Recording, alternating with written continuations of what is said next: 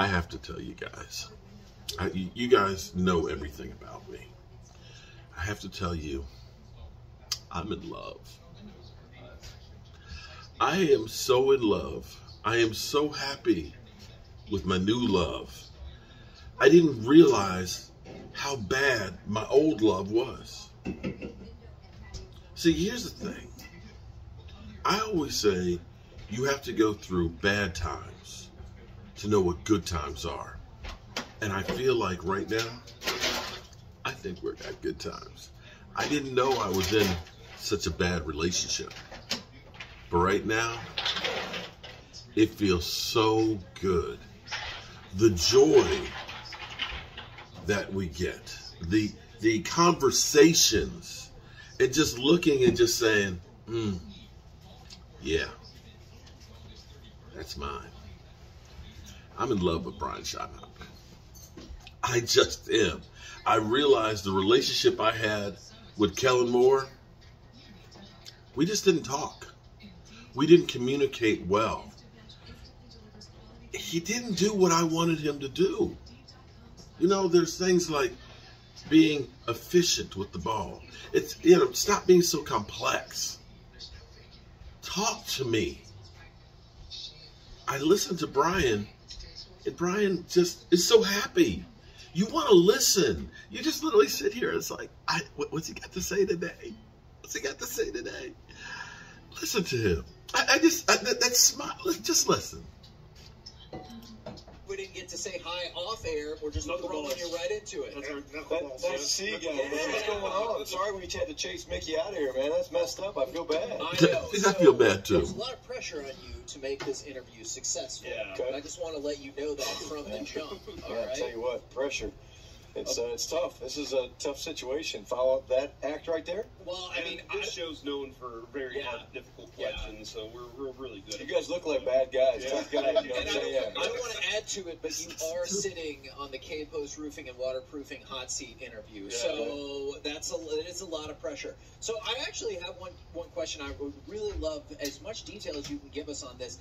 Can you walk us through in-game responsibilities if you're not directly the one who's calling the plays? Like, how does that all unfold on the sideline? Yeah, that's a great question. And, again, it's going to be a little different for me. I mean, again, for 14 years calling the plays, you're the guy getting all the information. You're the guy that everybody's feeding you. Okay, here's what we're getting on first, second down.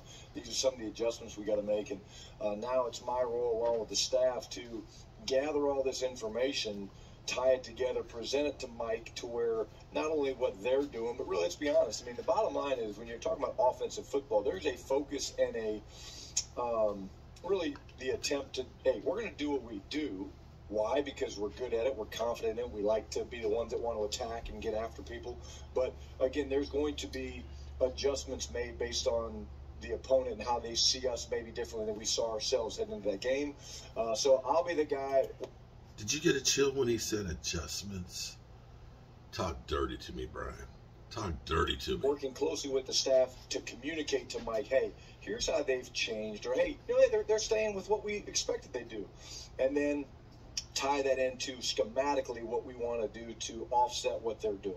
And so, again, it's basically processing a ton of information, both what we're doing, what we're having success with, and then comparing that to the defense, and then giving him feedback that helps him call the plays and feel good about the flow. Because calling a game is all about flow and routine. And, again, hey, they're thinking we're doing this and we're doing that. And that's the magic of a great play call. With that in mind, then, do you ever think the concept of the halftime adjustment is overrated because it discounts the fact that you're probably adjusting after a play, after a series, like continuously throughout the game? It's a constant evolution, if you will. Like, you're always trying to adjust. You're always taking information. But I think what's weird is people don't realize, and I've only been in college for like 1 year, really 1 year as a coordinator at Georgia. The pro halftime is so damn fast. Like, you get in there, and it is like a fire sale of an auction. You're like, hey, what do you want to do? Hey, okay, on the run, you got to do that. I mean, it's crazy how fast it goes. So if you do a good job during the game, first, second, third quarter, whatever, halftime becomes easier because you've been communicating your players all the time. And look, the objective is we want our guys to be able to go out there and feel very free. Play free, play fast, react to what's happening. And so, again, that communication we give them of what to expect from the opponent helps them do that. Kind of reemphasize too, we've been saying you've got to love this guy. This is the new thing we have to move on the fly with. Did you have Sean Green and Thomas Jones when you were with the Jets? We did. We always had a stable of backs. So I can't remember. I don't think Sean and Thomas were together, but LaDainian Tomlinson, Sean Green were together. We had Leon Washington, Thomas Jones. Running back by committee. Had a couple of guys. Barlow, we had Barlow. I mean, so we've always had a stable of guys. Which again, in this league, man, it's such a demanding position and a physical position. You better have a stable of dudes. Bill, thank you for multiple fantasy championships. As I could start both the guys, the running backs from the Jets. So you start. There you go. I like that. You're welcome. You're welcome. You start listening to him, and things that are evident. Is understanding, and it's a great interview. It's a 17-minute interview. You should watch all of it. But he goes through, and he literally, you're looking and saying, we must adapt to the situations that are in front of us. This is like being a Marine, okay? You may have the greatest battle plan in the world, but then something comes at you that you didn't expect. You've got to be able to change up what you're doing to counteract that, or you get killed. When we're up 20, how much were we up by over Green Bay? I can't remember. Was it 23? We were up 23 points. 23 points.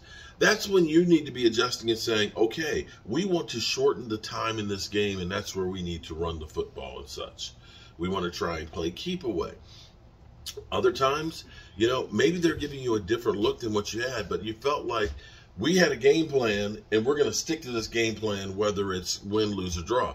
I often felt that way with Jason Garrett because in the regular season, we would always do really well. Come playoff time, it's a different game, and we never seem to be able to adjust to it. Now, you look at games, and I hate to go back because like that Green Bay game we lost last year, we're up big. You think about losing to the Lions, being up by 3 touchdowns several times. Losing to Matt Flynn, being up 27-3.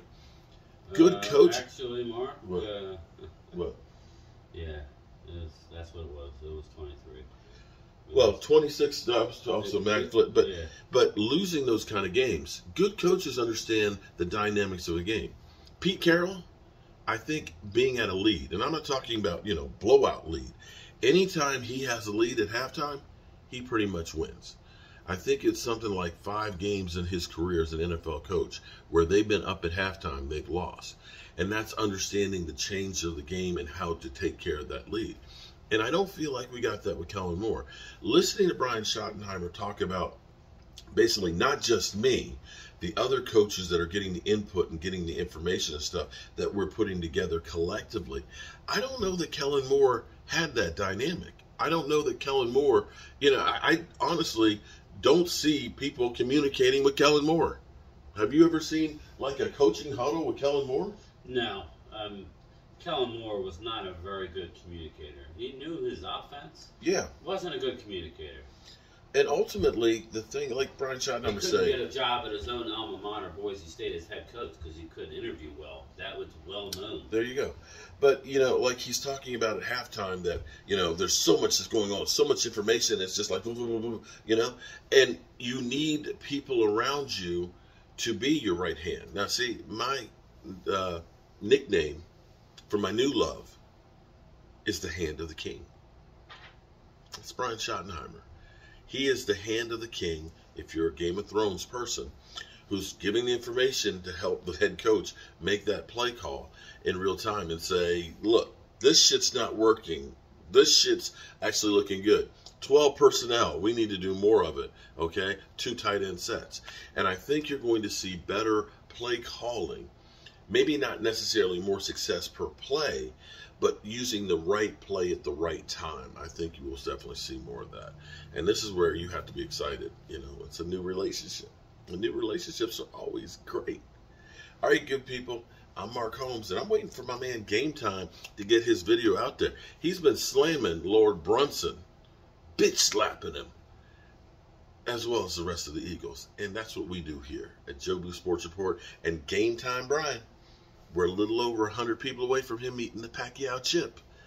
Make sure you sub up to him. Peace.